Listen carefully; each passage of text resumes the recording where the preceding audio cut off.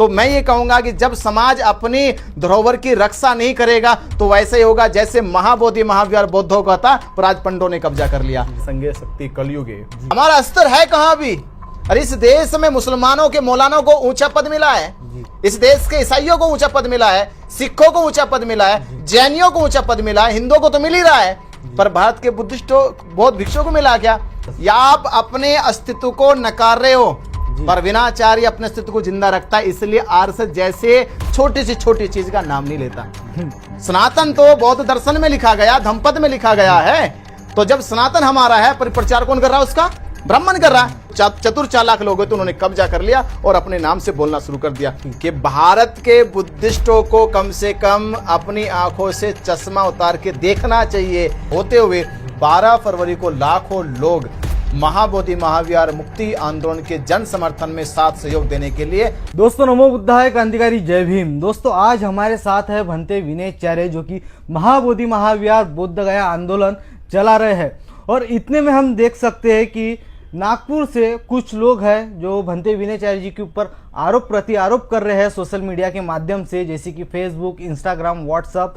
तो आज उनसे हम जानने की कोशिश करते हैं। भंते जी वंदना, सबसे पहले आपको आजकल हम सोशल मीडिया पे देख रहे हैं कि आपके ऊपर आरोप लगाए जा रहे हैं और एक शब्द निकल के सामने आ रहा है कि संघ शक्ति कलयुगी। तो ऐसा क्या है जो ऐसे आरोप लग रहे हैं आप पे? देखिए, जो लोग इस तरह के आरोप लगा रहे, तो ये जो एक लाइन है संगे शक्ति कलयुगे जी, ये 2017 में मेरे सोशल मीडिया अकाउंट पे लिखी गई। अच्छा। और जब लिखी गई तो मैंने इसको इतिहास की दृष्टि से और बौद्ध दर्शन की दृष्टि से लिखा था जी। और उसमें केवल मैंने संगे शक्ति कलयुगे नहीं, 3 सेंटेंस थे, 3 वाक्य मैंने इसे निकाले, जिसमें पहला था जय सिंधु संघ जी, और परसम क्रांति और संगे शक्ति कलयुगे। ये 3 वाक्य मैंने उसमें लिखे। तो पहला वाक्य का मीन्स ये था कि जय शब्द मैंने सत्य में जयते से लिया, सिंधु माने हमारी भारत की मूल और विश्व की सबसे प्राचीन संस्कृति सभ्यता सिंधु घाटी की सभ्यता, वहां से वो शब्द लिया, और संघ बुद्ध के संघ से लिया। परसम क्रांति वैसे ही वो 3 अक्षरों को बना के एक शब्द बना था। और संगे शक्ति कलयुगी की संघ बुद्ध का है, तो जहां बुद्ध का संग होगा वहां शक्ति होगी, और जहां शक्ति होगी वहां ही आज के कलयुग, यानी कलयुग का प्रयोग किया गया था कि उन्होंने 4 युगों का वर्णन किया। ब्राह्मणों ने 4 युगों का वर्णन किया, सतयुग का किया, द्वापर का किया, त्रेता का किया। तो वो कहते हैं कि सतयुग ईश्वर का युग है, द्वापर ईश्वर का युग है, त्रेता ईश्वर का युग है, पर कलयुग ईश्वर का युग नहीं है। तो मैं मानता था कि उनको ये लगने लगा कि जब ईश्वर शक्ति समाप्त हो गई, जब कृष्ण का युग चला गया, जब राम का युग चला गया, जब ब्रह्मा विष्णु महेश का युग चला गया, जब देव देवताओं का युग खत्म हो गया, और जब विज्ञान का युग शुरू हुआ, जब बुद्ध का युग शुरू हुआ, जब बुद्ध के ज्ञान के तर्क के आधार पर समाज आगे बढ़ने लगा, तो उन्होंने उसे कलयुग कहना शुरू कर दिया। अगर कलयुग शब्द का मीनिंग समझा जाए, अगर जाना जाए, तो उसमें 2 शब्दों को संधि किया गया है। उन 2 शब्दों का विच्छेद कर दो। कल माने होता है भविष्य, यानी कल भविष्य की बात हो रही, कल माने क्रियाशील बात हो रही है, कल माने आने वाली बात हो रही है, यानी फ्यूचर की बात हो रही है। युग माने होता है समय, टाइम, यानी जहां फ्यूचर की बात होती हो, यानी वो शब्द क्या कह रहा, जहां फ्यूचर की बात के लिए सोचा जा रहा हो, जहां फ्यूचर की बात के लिए प्लान किया जा रहा हो, वो कलयुग है। तो इस पूरे सेंटेंस का मीनिंग होता है संगे शक्ति कलयुगे, कि संघ की शक्ति से ही भविष्य बदल सकता है। यानी ईश्वर की शक्ति से नहीं बदलेगा, देवताओं की शक्ति से नहीं बदलेगा, मंत्र उच्चारण से नहीं बदलेगा, कर्मकांड से नहीं बदलेगा, या यूं कहे कि अब कोई चमत्कार नहीं, अब कोई जादू टोना नहीं, अब कोई भूत प्रेत नहीं, अब कोई ईश्वर नहीं, अब कोई पाखंड नहीं, अब कोई अंधविश्वास नहीं, अब सीधा शिक्षा विज्ञान की बात होगी। यानी संगे शक्ति कलयुगी कह रहा कि जहां भारत की प्रस्तावना भी लोकतंत्र की बात करती है, तो ये लोकतंत्र क्या है, संगे शक्ति कलयुगी, क्योंकि यहाँ यूनाइटेड होने की बात हो रही है, यहाँ बहुमत की बात हो रही है कि अगर बहुमत तुम्हारे पास होगा तो भी तुम सरकार चला सकते हो।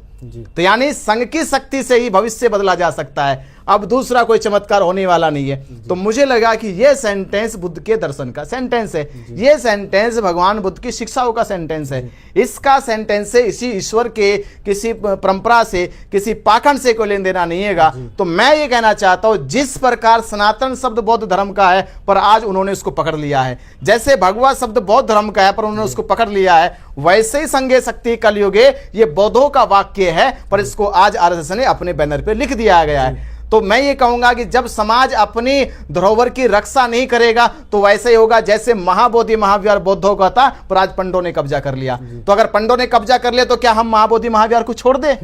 बताओ भाई, वो भी तो कहे कि वहां पंडे बैठे हैं, वो पंडे बैठे, पंडे अपनी पूजा पाठ कर रहे हैं, तो हमारा उससे क्या लेना देना? नहीं, वो हमारा है, वो संस्कृति हमारी, वो इतिहास हमारा। क्योंकि उसका आधार पढ़ के देखिए, उसका आधार कंगाल के देखिए, तो संघे शक्ति कलयुग का जो आधार है वो बौद्धिक आधार है, वो वैज्ञानिक आधार है, वो शक्ति का आधार है, संघ की शक्ति का आधार।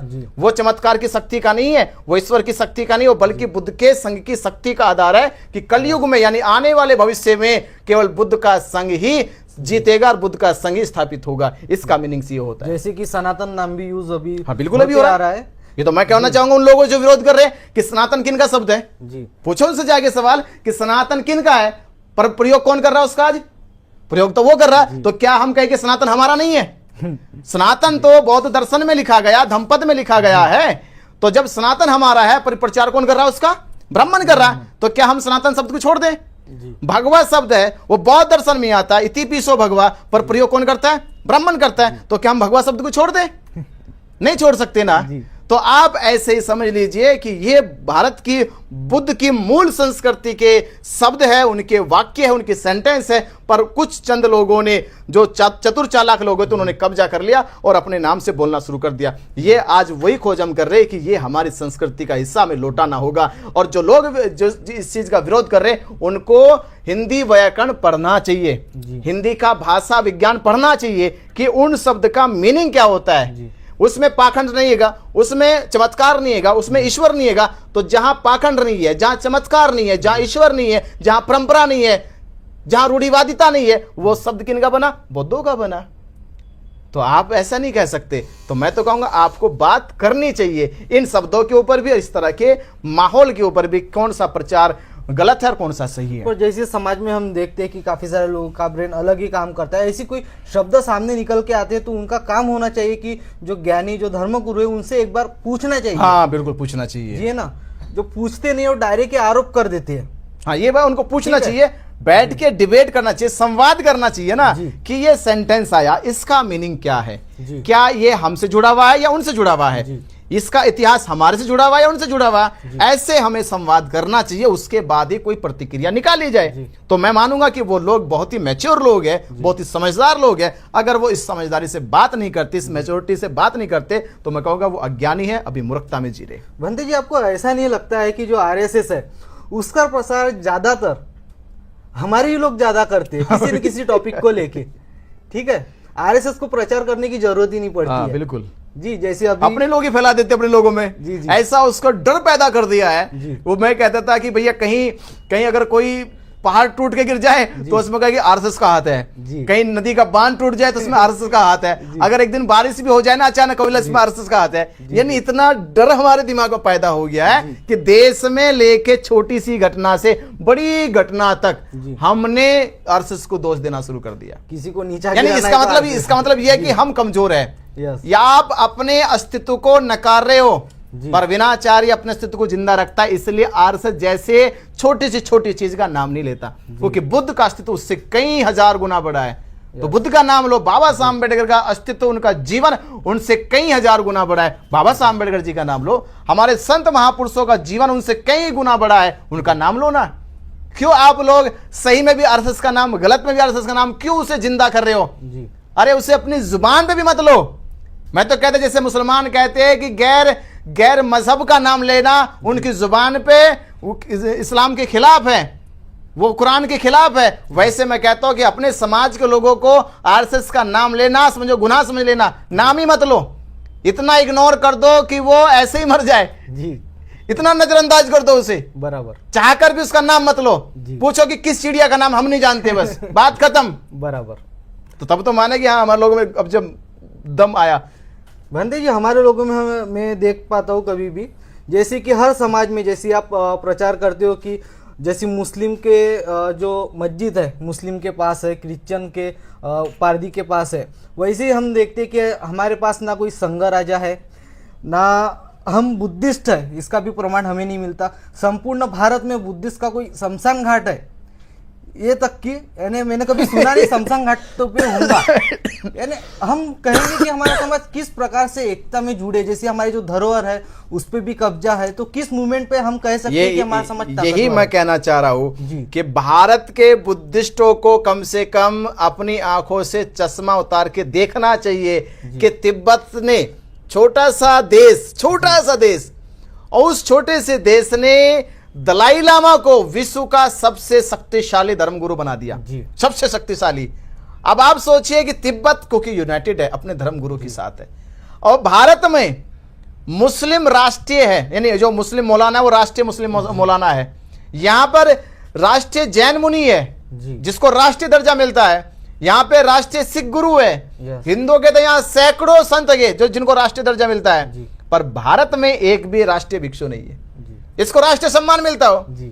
तो हमारी अभी जो क्या बोलते जो हमारा ओहदा है, जी। हमारा स्तर है कहां भी। और इस देश में मुसलमानों के मौलानों को ऊंचा पद मिला है, जी। इस देश के ईसाइयों को ऊंचा पद मिला है, सिखों को ऊंचा पद मिला है, जैनियों को ऊंचा पद मिला है, हिंदुओं को तो मिल ही रहा है, पर भारत के बुद्धिस्टों बौद्ध भिक्षुओं को मिला क्या? और जो आगे बढ़ना चाह रहा उन्हीं की टांग अपने खींच लेते कि आगे ही चला जाए। जी। तो मैं तो ये कहना चाह रहा हूं कि आने वाले समय में ये महाबोधि महावीर की लड़ाई शुरू हुई है, पर आने वाले समय भारत में जो बुद्धिस्ट मूवमेंट नहीं थी वो मूवमेंट दिखाई देगी, जो बुद्धिस्ट लीडरशिप नहीं थी वो लीडरशिप दिखाई देगी। मैं कह रहा हूं कि भारत में अब बुद्ध भिक्षुओं को नजरअंदाज नहीं किया जा सकता। भारत की बौद्ध भिक्षु भी एक लीडरशिप दिखाई देगी कि एक धार्मिक नेतृत्व देश का है, और वो फिर नेतृत्व बुद्ध के संघ से जुड़ेगा कि भारत को उस समय बुद्ध ने बचाया, आज भी बुद्ध का संघ भारत को बचा रहा है। हम उस दौर की ओर चल रहे, हम उस लाइन की ओर चल रहे हैं। हम देखते हैं कि कानून तक के नहीं बनाए। हाँ। जैसी मुसलमानों में फतवा निकलता है, हाँ। क्रिश्चियन के ऊपर भी कानून बना है, सिख के ऊपर भी कानून बना है, और बुद्धिस्ट लोगों के ऊपर कानून भी नहीं बना है। तो अल्पसंख्यक में आते हैं बुद्धिस्ट की कानून नहीं बना है, तो क्या रीजन है इसके ऊपर? देखिए मैं कहूंगा पहली बात तो जो बुद्ध का जो दर्शन है वो एक मात्र शिक्षा थी, जी। नियम नहीं था। जी। नियम था केवल भिक्षुओं के लिए, जी। यानी आम जनमानस के लिए कानून नियम नहीं बनाया गया, जी। उनके लिए शिक्षा दी गई। बस शिक्षा का पालन करो, शिक्षा का पालन नहीं करोगे तो मनोपुगम्मा धम्मो मनोसेठा मनोमया मनसा च पदुठेना भासती व करोति व। यानी कि तुम्हें तुम्हारा मन ही तुम्हारे कर्मों के कारण तुम्हें अच्छा लाभ देगा और बुरा लाभ देगा, यानी तुम्हें कोई दंड नहीं देने वाला, तुम्हें तुम्हारे कर्म दंड देंगे। बुद्ध ऐसा शिक्षा देते थे कि तुम अपने कर्मों से अच्छे हो, अपने कर्मों से बुरे हो। भिक्षुओं के लिए नियम था, इसलिए बहुत सारे कायदे कानून नहीं बनाए गए, क्योंकि बुद्ध धर्म में ऐसा है नहीं था। इस्लाम धर्म में था, हिंदू धर्म में था, सिख धर्म में था, ईसाई धर्म में था, इसलिए उनका कानून बन गया। बौद्धों के लिए ऐसा कानून नहीं था कि बौद्ध धर्म में जो मूल चीज थी वो थी जीवन की खुशहाली के लिए जीना, बांधना नहीं, उसे संस्कारों में नहीं बांधना, नियमों नहीं बांधना, बल्कि उसका जीवन बेहतर श्रेष्ठ कैसे हो इसके लिए बुद्ध की शिक्षा थी। और वही शिक्षा आज भी होनी चाहिए कि मनुष्य का जीवन खुशहाल कैसे हो, बेहतर कैसे हो, श्रेष्ठ कैसे बने। बस यही मूल शिक्षा बौद्ध धर्म की। भंते जी, हम देखते हैं कि महाराष्ट्र में आपकी यात्रा सफल हुई, कर्नाटक में भी आपकी यात्रा हुई, छत्तीसगढ़ में भी यात्रा हुई आपकी, और आपने एक बड़ा आह्वान किया है कि 12 फरवरी को हजारों और लाखों की संख्या में बौद्ध उपासक उपासिका जो कि दिल्ली में कुछ करे, तो उसको लेके क्या क्या व्यवस्थाएं हमें देखने को मिलेंगी? देखिए, महाबोधि महावीर मुक्ति की 12 फरवरी जब इस आंदोलन का 1 साल होने वाला है, और 1 साल में बहुत कुछ हो गया है और बहुत कुछ देखा गया है। जेल भी देखी गई है, समाज में किस किस तरह की विडंबना है वो भी देखी गई है। उसके बावजूद भी संपूर्ण महाराष्ट्र में दमध्वज यात्रा निकाली गई, कर्नाटक में, छत्तीसगढ़ में, मध्य प्रदेश में, अभी गुजरात में जा रहे हैं, फिर उत्तर प्रदेश, राजस्थान जैसे तमाम राज्यों तक होते हुए 12 फरवरी को लाखों लोग महाबोधि महावीर मुक्ति आंदोलन के जन समर्थन में साथ सहयोग देने के लिए वो दिल्ली कूच कर रहे, वहां पहुंच रहे, और अपने इस अस्तित्व की, अपने सम्मान और गौरव की लड़ाई में लड़ने के लिए, और इसको 134 साल से जो लड़ाई जा रही है उसको जीतने के लिए बड़ी भारी संख्या में लोग दिल्ली पहुंच रहे। और मेरा यही आह्वान है कि आप अभी से तैयारी में जुट जाए, बड़ी से बड़ी संख्या में अपनी पूरी तैयारी के साथ तन से, मन से, धन से और बल से आप दिल्ली चलिए और 134 साल की लड़ाई का इंतजार खत्म कीजिए। बीटी एक्ट रद्द कराए, महाबोधि महावीर मुक्त कराए। 12 फरवरी को दिल्ली चल के ये इतिहास क्यों लिख कर जरूर आए। भंते जी, आखिरी सवाल, लाखों की संख्या में, हजारों की संख्या में लोग दिल्ली पहुंचेंगे, ठीक है, सरकार को जनता भी दिखेंगी, बस सरकार को होना प्रमाण। तो हम देखते हैं कि सब ज्यादातर हम नव बुद्ध की अगर बात करेंगे, बाबा साहब अम्बेडकर जी ने 1956 में बुद्ध धर्म लिए थे और संविधान लागू हुआ था 50 में।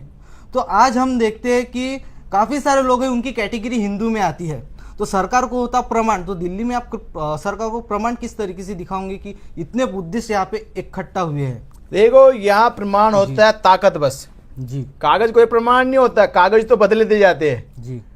अब जब भी मराठाओं ने मुंबई में ताकत दिखाई, जी। प्रमाण बदलवा लिया उन्होंने।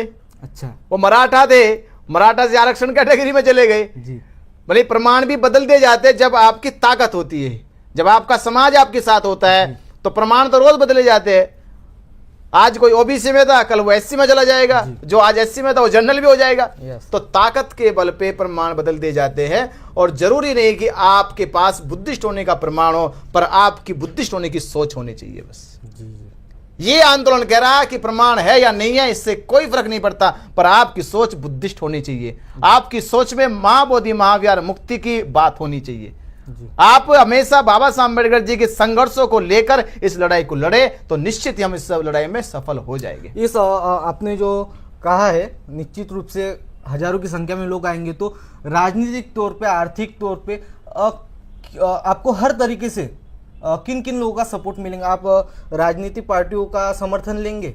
नहीं, हमें पार्टियों का समर्थन नहीं, हम तो अपील कर रहे हैं कि मस्जिद मौलानाओं के पास है, गिरजाघर पादरियों के पास है, गुरुद्वारे सिखों के पास है, हिंदू मंदिर हिंदुओं के पास है, तो महाबोधि महाविहार बुद्धिस्टों के पास हो। तो ये तो पूरे देश से अपील है, सभी राजनीतिक पार्टियों से अपील है, सभी जातियों से अपील है, सभी धर्मों से अपील है, सभी मजहबों से वो अपील है कि हमारे साथ भी न्याय होना चाहिए। इतने लंबे समय से अन्याय हो रहा तो न्याय होना चाहिए, सबको बराबर बराबर सम्मान से उनके धार्मिक स्थल मिलने चाहिए। आपसी मतभेद मिलने चलने, ये तो जनरल सी बात है, इसमें समर्थन की हम तो सबसे अपील कर रहे हैं देशवासियों से कि महाबोधि महाविहार बुद्धिस्टों को मिलना चाहिए। जी जी।